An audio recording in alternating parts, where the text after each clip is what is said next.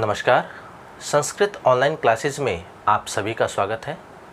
पिछली क्लास में हमने किरातार्जुनीयम महाकाव्य के प्रथम सर्ग के जो प्रसंग है उसके ऊपर हमने चर्चा की थी, उसका सारांश हमने जाना था और श्लोकों के आधार पर किरातार्जुनीयम महाकाव्य के प्रथम सर्ग में जो प्रसंग है उसको लेकर के हमने चर्चा प्रारंभ की थी।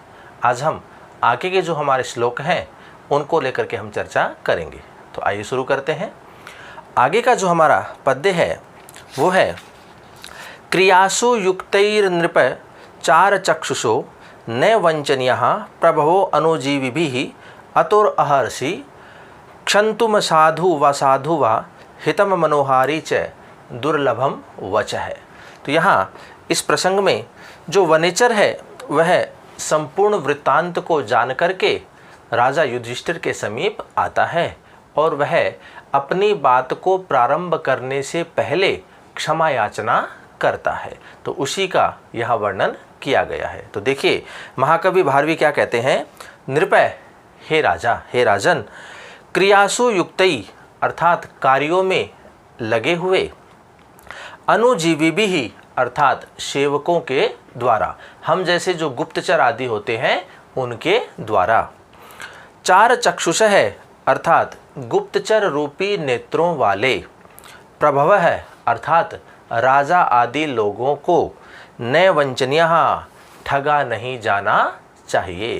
तो यहाँ पर वनेचर राजा युधिष्ठिर से कहते हैं कि हम जैसे जो सेवक होते हैं उनके द्वारा आप जैसे गुप्तचर रूपी नेत्रों को धारण करने वाले या रखने वाले राजा लोग ठगे नहीं जाने चाहिए। तो यहाँ कहने का भाव ये है कि जो राजा होता है वे गुप्तचर के द्वारा ही अपने शत्रु के ऊपर और उसकी पूरी शासन व्यवस्था के ऊपर नज़र रखते हैं और गुप्तचर के द्वारा बताए हुए वृत्तांत के आधार पर ही वो अपनी सैन्य रचना या अपनी जो कूटनीति होती है उसको तैयार करते हैं। तो इसीलिए वनेचर कहता है कि हम जैसे अर्थात क्रियासु युक्तई कार्यों में लगे हुए, अनुजीवी भी ही हम जैसे सेवकों के द्वारा अर्थात गुप्तचरों के द्वारा, चार चक्षुष है अर्थात गुप्तचर रूपी नेत्रों वाले, प्रभव है अर्थात राजा लोग, न वंचनीय ठगे नहीं जाने चाहिए। अतः इसके पश्चात या इस प्रकार असाधु व साधु अर्थात मेरे जो कथन है या मेरे जो वचन है वो असाधु अर्थात बुरे हों, व साधु या अच्छे हों, क्षन्तुम अहर्षि आप मुझे क्षमा करने के योग्य हैं। कि मेरे वचन जो है वो भले ही आपको अच्छे लगे या भले आपको बुरे लगे, मैं पहले ही आपसे क्षमा याचना करता हूँ कि आप मुझे क्षमादान देवें। वनेचर कहता है कि हितम मनोहारी च वचः दुर्लभम। वनेचर कहता है हितम अर्थात हित करने वाला अर्थात कल्याण करने वाला, मनोहारी अर्थात मन को प्रिय लगने वाला, वचः ये जो वचन है, दुर्लभम अर्थात दुर्लभ होते हैं।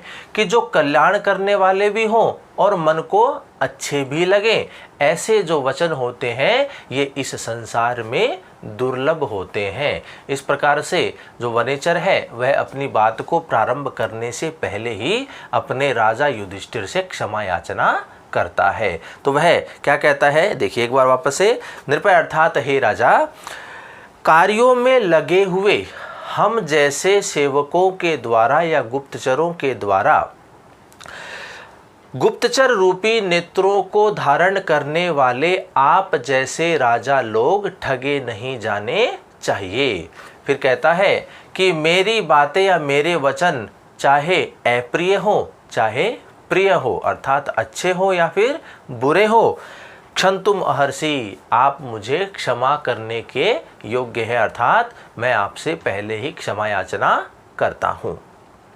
हितम मनोहारी च वचः दुर्लभम, कि जो हित करने वाले भी हो और मन को अच्छे लगने वाले भी हो, ऐसे वचन इस संसार में दुर्लभ होते हैं। ये दोनों वचन एक साथ बहुत ही कम जगह देखने को मिलते हैं। इसलिए वनेचर ने कहा है कि जो कल्याण भी करे और मन को अच्छे भी लगे, ऐसे जो वचन हैं वो इस संसार में दुर्लभ हैं।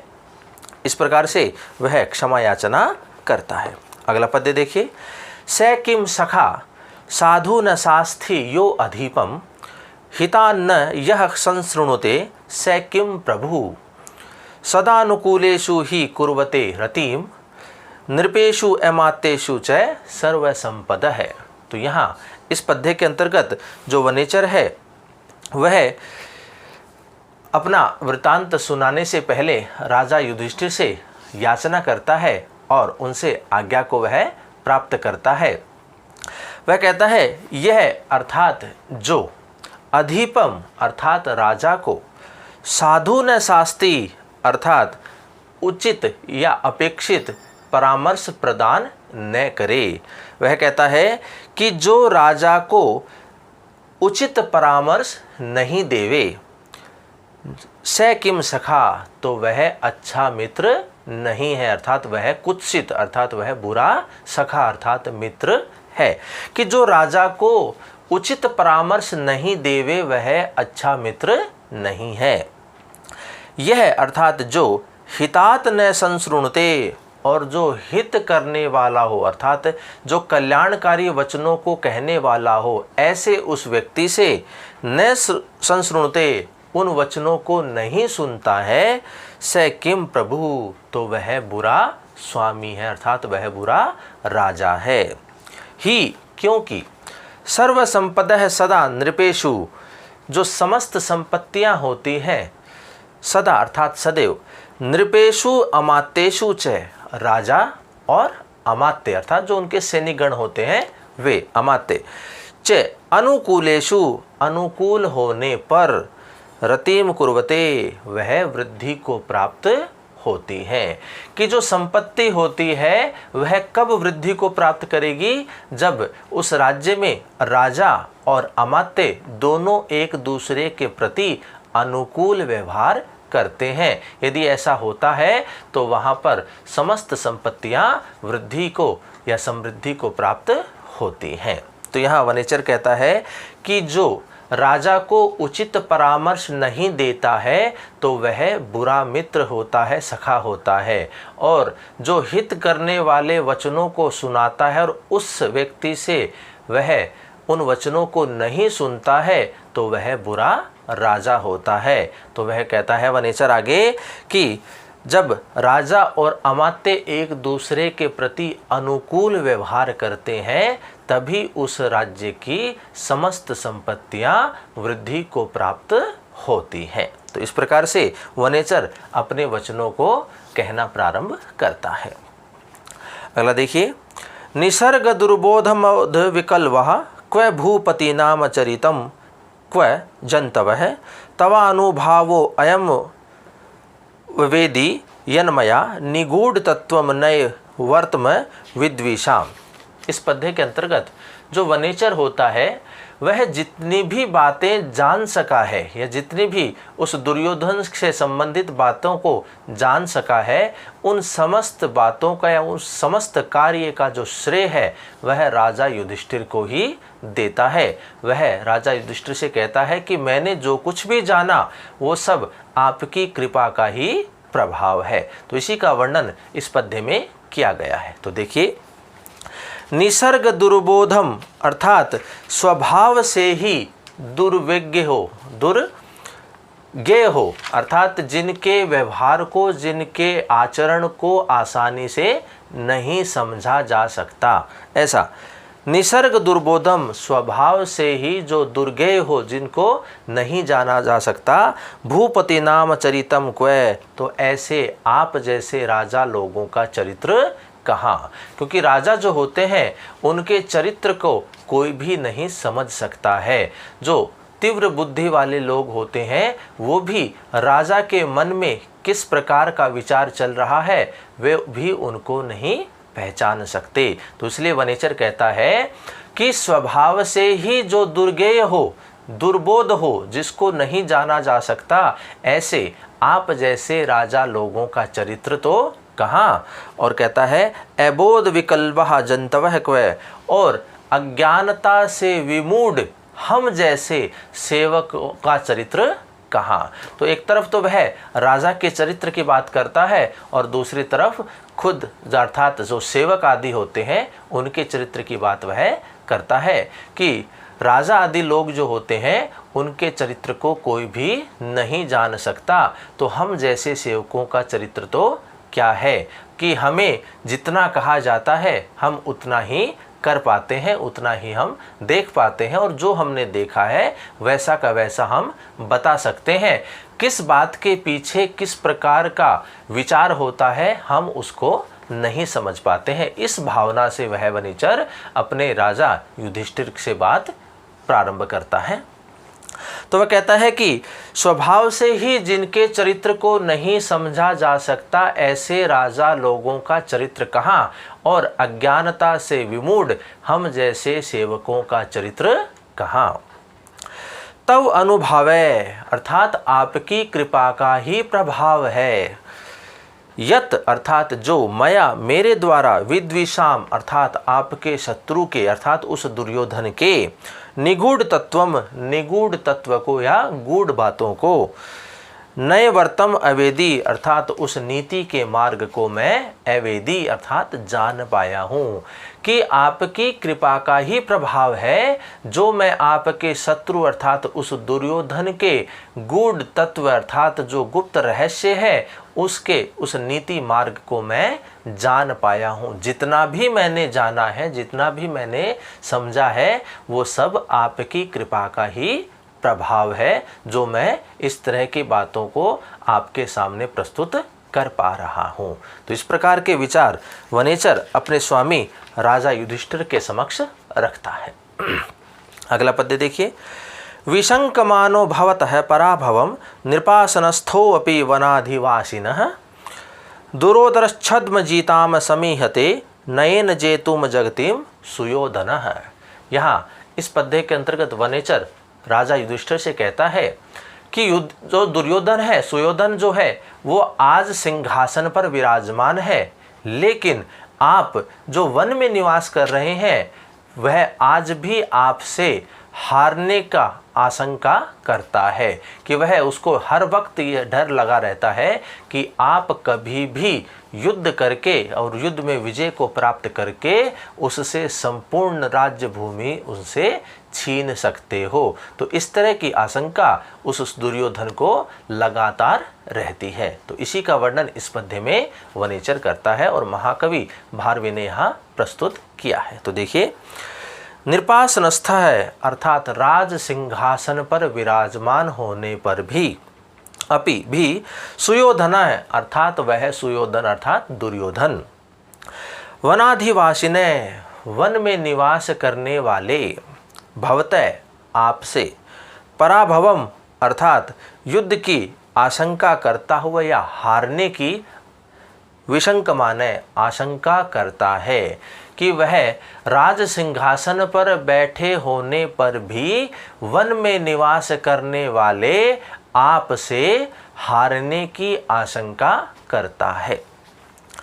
दुरोदर छद्म जीताम जगतीम नयन जेतुम समीहते। दुरोदर छद्म जीताम अर्थात जिस राजभूमि को छल कपट से जुए में जिसने उस भूमि को जीता था वह नयन जेतुम समीहते, वह अब नीति से उसे जीतने का प्रयास करता है कि जुए में छल कपट से जिस भूमि को आपसे उस दुर्योधन ने छीन लिया था उसी भूमि को अब वह नीति मार्ग से या नीति से जीतना चाहता है। तो यहाँ वनेचर कहना चाहता है कि आज दुर्योधन की जो स्थिति है वो पहले की तुलना में अलग है। उसका अपनी प्रजा के प्रति जो व्यवहार है, उसका जो आचरण है वह बिल्कुल अलग है। वह अपनी प्रजा को प्रसन्न रख रहा है, इसलिए वह कहता है कि जो भूमि को उसने छल कपट से जीती थी उसी भूमि को वह अब नीति के मार्ग से जीतना चाहता है। तो यहाँ वनेचर कहता है कि राज सिंहासन पर आरूढ़ होने पर भी वन में निवास करने वाले आपसे हारने की आशंका करता है और जिस भूमि को छल कपट से जुए में उसने जीती थी उसी भूमि को वह अब नीति मार्ग से जीतना चाहता है। तो यहाँ इस प्रकार से वनेचर अपने स्वामी राजा युधिष्ठिर के समक्ष अपने वचनों को कहता है। अगला पद्य देखिए। तथापि जिम सह भवत जिगीषया तनोति शुभ्रम गुण संपदा यशः समुन्यन भूति मनार्य संगमाद वरम विरोधो अपि समम महात्मभी। यहाँ इस पद्य के अंतर्गत वनेचर जो है वो अपने राजा युधिष्ठिर से कहता है कि दुर्योधन जो है वो आप लोगों से अत्यधिक भयभीत है। वह उसकी जो शासन व्यवस्था है वो इस प्रकार की है और वह उसके मन में ऐसा विचार है कि किसी दुर्जन के साथ संगति रखने के बजाय किसी महात्मा से विरोध करना ज़्यादा अच्छा है। इसी भाव को लेकर के वह वनेचर राजा युधिष्ठिर के समक्ष अपने विचार प्रस्तुत करता है। तो देखिए वो क्या कहता है। तथापि अर्थात फिर भी, जिम अर्थात कुटिल अर्थात कपट करने वाला, सह अर्थात वह दुर्योधन, भवत जिगीषयः अर्थात आपको जीतने की इच्छा से, आपको युद्ध में जीतने की इच्छा से, गुण संपदा गुण संपत्ति के द्वारा, शुभ्रम यश तनोति वह निर्मल यश को फैला रहा है। वह जो दुर्योधन है वह छल कपट करने वाला है, तो वह आपसे जीतने की इच्छा रखता हुआ गुण संपत्ति के द्वारा निर्मल यश को वह पूरी प्रजा में फैला रहा है, अपने संपूर्ण राज्य में फैला रहा है। भूतिम समुन्नयन अपने वैभव अपनी समृद्धि को बढ़ाने के लिए, महात्मा भी समम विरोध है अपि महात्माओं के साथ विरोध करना भी, अनार्य संगमाद वरम दुर्जनों की संगति से वर है अर्थात श्रेष्ठ है। दुर्जनों के साथ संगति रखने के बजाय महात्माओं के साथ विरोध करना अत्यधिक श्रेष्ठ होता है। ऐसा वनेचर दुर्योधन के बारे में राजा युधिष्ठिर को बताता है कि वहाँ दुर्योधन की शासन व्यवस्था वर्तमान में किस प्रकार से है और वह अपनी प्रजा को किस प्रकार से प्रसन्न रखने की चेष्टा कर रहा है, ताकि जिस भूमि को उसने छल कपट से जीती थी उस भूमि को वह नीति के मार्ग से जीत सके। तो यहाँ देखिए वापस एक बार कि तथापि फिर भी, जिम अर्थात कपट करने वाला, सह अर्थात वह दुर्योधन, भवत जिगीषया आपको युद्ध में जीतने की इच्छा से, गुण संपदा से, शुभ्रम यश तनोति निर्मल यश को फैला रहा है। भूतिम समुन्नय अपने वैभव की समृद्धि के लिए, समृद्धि को बढ़ाने के लिए, महात्मा भी महात्माओं के साथ समम साथ, विरोध अपि विरोध करना भी, अनार्य संगमाद वरम दुर्जनों की संगति से भी श्रेष्ठ होता है। तो इस प्रकार के विचार वह वनेचर अपने राजा युधिष्ठिर के समक्ष रखता है। अगला पद्य देखिए। कृतारी षड वर्ग जयेन मानवी अगम्य रूपाम पदवीम प्रपित्सुना विभज्य नक्तंदिव अस्ततंद्रिणा वितन्यते तेन नयन पौरुषम। अब यहाँ जो दुर्योधन है उसकी स्थिति को वनेचर यहाँ प्रकट कर रहा है कि वह अपने पुरुषार्थ को किस प्रकार से बढ़ा रहा है। तो देखिए यहाँ महाकवि भारवी कहते हैं, कृतारिषड वर्ग जयेन अर्थात जो आंतरिक शत्रु हैं, काम क्रोध आदि, षड अर्थात जो 6 शत्रु होते हैं व्यक्ति के, आंतरिक शत्रु जिनको कहा जाता है, वर्ग अर्थात समूह, जयन अर्थात जीतने वाले, कि अपने आंतरिक षट दोषों को जीतने वाले। अब 6 दोष कौन से हैं, आंतरिक दोष कौन कौन से हैं?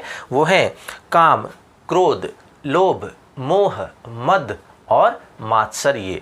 ये व्यक्ति के आंतरिक 6 दोष कहे गए हैं। तो इनको जीतने वाले, अगम्य रूपाम और साधारण मनुष्यों के द्वारा अप्राप्य, अर्थात जो साधारण व्यक्ति होता है वो इन दोषों से मुक्ति को प्राप्त नहीं कर सकता है। ऐसे मानवीम पदवीम, मानवीम अर्थात मनु के द्वारा प्रतिपादित या मनु के द्वारा बताए हुए, पदवीम अर्थात मार्ग को, प्रपित्सुना प्राप्त करने की इच्छा वाले, अस्ततंद्रिणा जिसने आलस्य का परित्याग कर दिया है, आलस्य को छोड़ दिया है, तेन ऐसे उस दुर्योधन के द्वारा, नक्तंदिवम अर्थात दिन और रात्रि का विभज्य समान रूप से विभाजन करके, नयन पौरुषम वितन्यते अर्थात वह अपने पुरुषार्थ को या पुरुषार्थ को बढ़ा रहा है या पुरुषार्थ का विस्तार कर रहा है। तो यहाँ पर वह अपने पुरुषार्थ में वृद्धि किस प्रकार से करता है दुर्योधन, उसी के बारे में यहाँ बताया है। तो कहते हैं कि जिसने अर्थात उस दुर्योधन ने अपने आंतरिक 6 दोषों पर विजय को प्राप्त कर लिया है या उनको जीत लिया है। फिर कहते हैं जो साधारण मनुष्यों के द्वारा अप्राप्य है और मनु के द्वारा प्रतिपादित मार्ग को प्राप्त करने की इच्छा वाले और आलस्य का परित्याग करने वाले उस दुर्योधन के द्वारा दिन और रात का समान रूप से विभाजन करके अपने पुरुषार्थ का विस्तार कर रहा है। तो यहाँ पर जो दुर्योधन है वो एक मनु के द्वारा बताया गया जो आदर्श मार्ग है उसको वह प्राप्त कर रहा है, उस मार्ग पर वह चल रहा है और वह अपने शत्रु जो आंतरिक शत्रु है उनके ऊपर उसने विजय को प्राप्त कर लिए है और अपने समस्त कार्यों का वह समान रूप से विभाजन करता है। जो दिन के कार्य हैं उनको दिन में ही पूर्ण कर लेता है और जो रात्रि के कार्य होते हैं उनको रात्रि में वह पूर्ण करता है। इस प्रकार से अपने समस्त दिनचर्या का या काम का या दिन और रात का समान रूप से विभाजन करके वह अपने पुरुषार्थ का विस्तार कर रहा है और उसने वह आलस्य का परित्याग करके ऐसा वह कर रहा है। तो इस प्रकार वह दुर्योधन जो है वह अपने शासन व्यवस्था को सुचारू रूप से चला रहा है। इस प्रकार की बात वह वनिचर अपने राजा युधिष्ठिर के समक्ष कहता है। अगला पद्य देखिए। सखिन्यु प्रीति युजो अनुजीविनः समान मानान सुहृदश्च बंधुभिः स संततम दर्शयते गतस्मयः कृताधिपत्यामेव साधु बंधुताम। यहाँ इस प्रसंग के अंतर्गत जो वनेचर है वह दुर्योधन के द्वारा जिस प्रकार का व्यवहार किया जा रहा है, जिस प्रकार का आचरण किया जा रहा है, उसके उस व्यवहार को राजा युधिष्ठिर को बताता है। तो वह कहता है कि गत समय है अर्थात अहंकार से रहित, जिसने अहंकार का परित्याग कर दिया है या छोड़ दिया है, से अर्थात वह दुर्योधन, संततम अर्थात निरंतर, साधु अनुजीविनः प्रीति युज है सखिन्यु, साधु अर्थात प्रेम पूर्वक, प्रेम से या स्नेह युक्त, अनुजीविनः अर्थात अपने सेवकों के प्रति, प्रीति युज स्नेही, सखिन्यु सखा अर्थात मित्रता जैसा व्यवहार करता है। कि जिसने अहंकार को छोड़ दिया है ऐसा वह दुर्योधन अपने सेवकों के प्रति अपने प्रिय मित्रता या मित्र जैसा वह व्यवहार करता है। फिर कहता है सुहृदय च बंधुभी, और अपने मित्रों के प्रति या मित्रों के साथ बंधुजनों जैसा वह व्यवहार करता है, उनको वैसा सम्मान वह देता है। और कहता है बंधुधाम कृताधिपत्यामिव दृश्यते, और अपने बंधुजनों को वह शासन करते हुए दिखाता है, अर्थात ऐसा वह दिखाता है कि जो उसके बंधुजन हैं वही इस संपूर्ण राज्य के अधिकारी हैं या संपूर्ण शासन उन्हीं के द्वारा चलाया जा रहा है। तो इसलिए वह जो दुर्योधन है उसने अपने अहंकार का परित्याग कर दिया है, अपने आंतरिक शत्रुओं को उसने नष्ट कर दिया है। और ऐसी स्थिति में जो उसके सेवक हैं उनके प्रति वह मित्रता जैसा व्यवहार करता है, अपने मित्रों के प्रति वह अपने बंधुजनों जैसा व्यवहार करता है, और अपने बंधुजनों को वह राजा या उस राज्य का अधिकारी है ऐसा वह दिखाता है। समस्त प्रजा को ऐसा दिखाता है कि उसके बंधुजन ही इस संपूर्ण राज्य के अधिकारी हैं, वही इस संपूर्ण शासन को चला रहे हैं, और उन सभी को वह बराबर बराबर वैसा उनको सम्मान भी देता है। तो इस प्रकार से जो दुर्योधन का अपनी प्रजा के प्रति, अपने मित्रों के प्रति, सेवकों के प्रति, अपने बंधुजनों के प्रति जो उसका आचरण है, जो उसका व्यवहार है, वह उस व्यवहार को ही वह वनेचर अपने राजा युधिष्ठिर के समक्ष बताता है। अगला पद्य देखिए।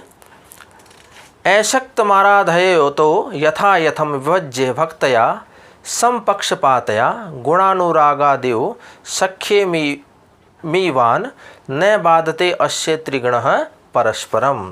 तो यहाँ स्थिति बताते हैं कि दुर्योधन जो है वो आसक्ति से रहित हो गया है, और उसके जो 3 गण हैं अर्थात धर्म, अर्थ और काम, ये उसके कार्य में कहीं भी बाधा नहीं डालते हैं। सभी अपने अपने काम का विभाजन वह करता है, और उसके जो धर्म है उसके बीच में उसका अर्थ नहीं आता, अर्थ के बीच में उसका काम नहीं आता है। इस प्रकार ये एक दूसरे के प्रति मित्रता का व्यवहार रखते हैं, ऐसा यहाँ पर प्रतीत होता है। तो देखिए इसी का वर्णन इसमें किया है कि यथा यथम अर्थात उचित रूप से, विभज्य अर्थात विभाजन करके, मतलब समय का विभाजन यथोचित करके या बराबर बराबर समय का विभाजन करके, समपक्षपातया अर्थात समान पक्षपात या आदर वाले, भक्तया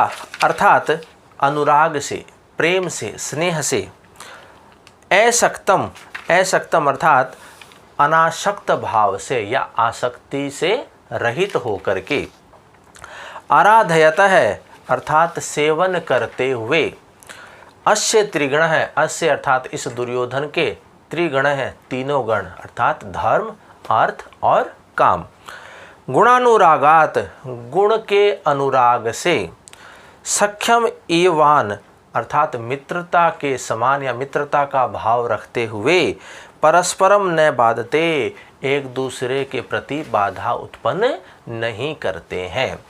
तो यहाँ वनेचर राजा युधिष्ठिर से कहते हैं कि यथा यथम विभज्य अर्थात उचित रूप से विभाजन करके, समपक्षपातया समान पक्षपात अर्थात समान आदर से, भक्तया अर्थात प्रेम पूर्वक या अनुराग से, अशक्तम अर्थात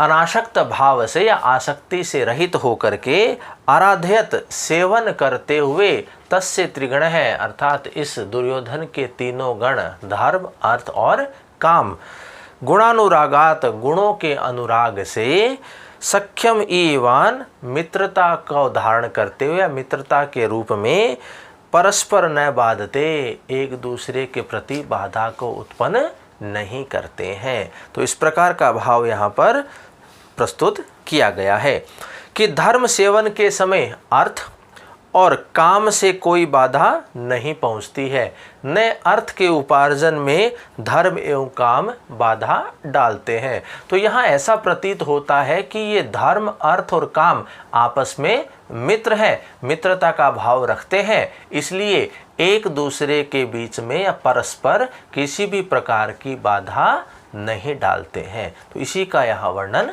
किया गया है। अगला पद्य देखिए। नृत्यम सामने दान वर्जितम न भूरि दानम विरहव्य सत्क्रियां प्रवर्तते तस्य विशेषशालिनी गुणानुरोधेन बिना न सत्क्रिया। तो यहाँ इस प्रसंग के अंतर्गत जो दुर्योधन के साम दाम आदि जो प्रयोग हैं, उपाय हैं, उनका वर्णन यहाँ पर किया गया है कि राजा दुर्योधन जो भी अपने मधुर वचनों को कहता है वह बिना दान के नहीं होता है, और जो जिसको दान देता है उसका आदर सम्मान भी करता है, और जिनका आदर सम्मान करता है वह उसके गुणों के मूल्यांकन किए बिना नहीं होता है। तो इसी का भाव यहाँ पर बताया गया है, प्रस्तुत किया गया है। तो देखिए कहते हैं अस्य अर्थात इस दुर्योधन के, निरत्यम अर्थात बाधा से रहित या बाधा शून्य, सामदान वर्जितम कि दुर्योधन जो भी छल से रहित या बाधा से शून्य, छल से शून्य जो भी वचन कहता है वह बिना दान के नहीं होता है। जिनको वह उचित उपदेश देता है या किसी से उपदेश वह सुनता है, उचित उपदेश सुनता है, तो वह उसे दान भी निश्चित रूप से देता है। तो वह कहता है कि दुर्योधन का छल से रहित मधुर वचन बिना दान के नहीं होता है। फिर कहते हैं भूरी दानम सत्क्रियाम विरहय्यन है, और कहते हैं जो उसका प्रचुर दान होता है, जो उसको अत्यधिक दान देता है, वह बिना आदर सम्मान के नहीं होता है। जिसको भी वह दान देता है उसका उचित रूप से आदर सम्मान भी करता है। फिर कहते हैं सत्क्रिया गुणानुरोधेन बिना न प्रवर्तते, और कहता है जिसका भी वह विशिष्ट सम्मान करता है तो उसके गुणों का मूल्यांकन किए बिना वह ऐसा नहीं करता है, अर्थात वह उसके गुणों का मूल्यांकन भी करता है। तो इस प्रकार की वह साम दाम आदि जो इसके उपाय हैं उसका वर्णन इस पद्य में वनेचर के द्वारा किया गया है।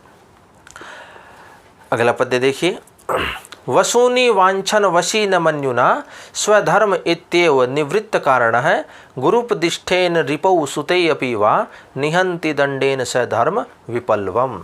तो इस पद्य के अंतर्गत जो दुर्योधन है उसके जो दंड देने की जो विधा है या उसकी जो शासन प्रणाली है उसके बारे में यहाँ पर वर्णन किया गया है। तो यहाँ वनेचर कहते हैं वशी अर्थात जिसने वश में कर लिया है, अर्थात अपनी इंद्रियों को जिसने वश में कर लिया है, जिसको हम कहते हैं जितेंद्रिय।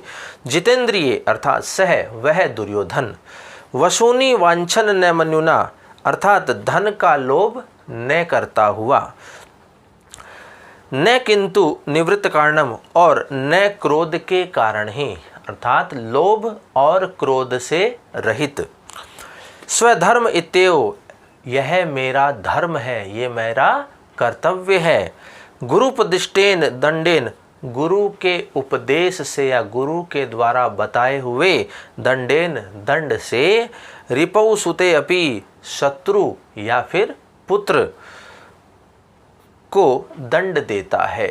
जैसा गुरु ने उपदेश दिया है, जैसा उनके श्रेष्ठ जनों ने दंड के लिए बताया है, वैसा ही दंड वह देता है, चाहे वह शत्रु हो चाहे वह उसका पुत्र ही क्यों ना हो, समान रूप से वह उन्हें दंड देता है।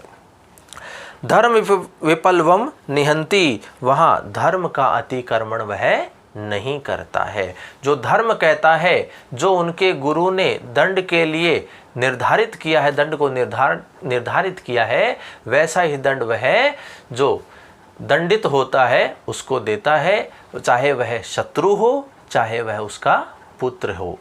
तो यहाँ कहता है वशी अर्थात जितेंद्रिय, सह अर्थात वह दुर्योधन, वशोनि वांछन्य मन्युना धनों को धन का लोभ न करता हुआ, न किंतु निवृत्त कारणम और न क्रोध के कारण ही किसी को दंड देता है। स्वधर्म इत्येव यह मेरा धर्म है, यह मेरा कर्तव्य है, गुरुपदिष्टेन दंडेन ऐसा समझ करके गुरु के द्वारा बताए हुए दंड से, रिपो शत्रुरे अपि वा और शत्रु तथा पुत्र में भी, धर्म विपल्वम निहंति धर्म का अतिक्रमण नहीं करता है। तो इस प्रकार से जो दुर्योधन है वह दंड की व्यवस्था करता है, जो उसके गुरु ने बताया है उस प्रकार का वह दंड शत्रु को और पुत्र को समान रूप से वह देता है। दोनों के मध्य में अपने उस धर्म का अतिक्रमण दुर्योधन नहीं करता है। इस प्रकार से वह अपने राज्य में शासन व्यवस्था बनाए रखी है। तो इस प्रकार से आज हमने किरातार्जुनीय महाकाव्य के प्रथम सर्ग के अंतर्गत कुछ पद्यों के ऊपर हमने चर्चा की। तो आज की क्लास में इतना ही। आगे के जो पद्य हैं हम आगे की क्लास में उनके ऊपर चर्चा करेंगे। तो अभी के लिए धन्यवाद।